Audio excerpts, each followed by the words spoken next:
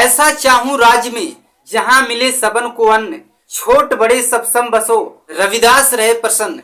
गुरु रविदास जी की महज ये वाणी नहीं है, बल्कि ये उस समय के समाज के जातिवादी बंधनों में जकड़े हुए समाज को ऊंचा उठाने के लिए गुरु रविदास जी ने ये वाणी बोली थी। वो चाहते थे कि मानव मानव में एक समान हो और सभी मानव समान है, तो ऐसे में गैर बराबरी और छुआछूत भेदभाव क्यों?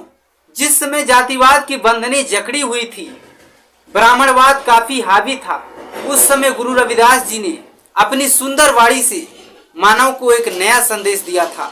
संतों के संत कहे जाने वाले ऐसे महान संत गुरु रविदास जी की आज जयंती है। उनकी जयंती केवल भारत में ही नहीं मनाई जा रही है, उनकी जयंती America, Russia, Britain, England, France, Germany, Saudi Arabia, Dubai, इसके अलावा अन्य देशों में भी उनकी जयंतियां मनाई जा रही है, वो भी बड़े पैमाने पर।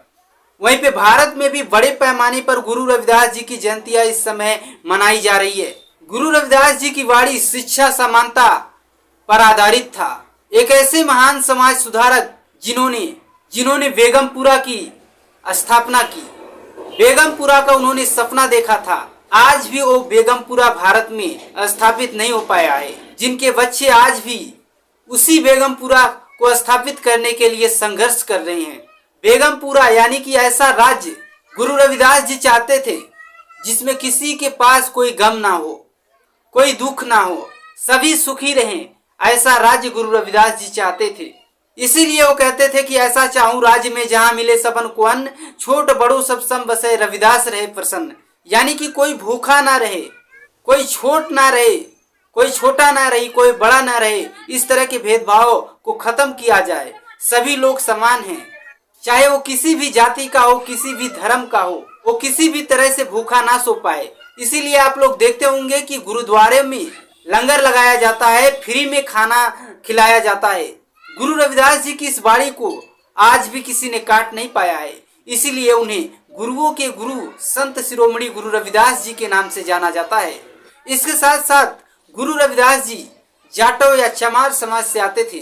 उन्होंने चमार शब्द की भी परिभाषा दिया था। सबसे पहले उन्होंने कहा था कि चमड़ा, मांस और रक्त से जन का बना आकार और आंख पसारे देख लो सारा जगत चमार।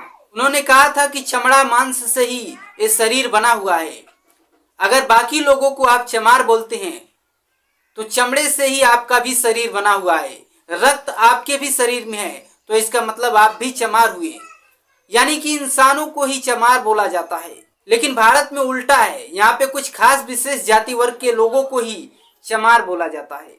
हैरानी की बात तो यह है कि काफी ज्यादा लोग जाटो या चमार शब्द सुनते ही उनके प्रति एक घृणित भावना प्रकट हो जाती है, जिससे वो नफरत करने लगते हैं। इसी नफरत को दूर करने के लिए गुरु रविदास जी ने मानवता को मानव में एक समान सोच रखने के लिए ये बात बोली थी। तो दोस्तों, आप सभी देशवासियों को गुरु रविदास जी की 649वीं जयंती की आप सभी को ढेर सारी शुभकामनाएं। जय गुरुदेव, जय भीम।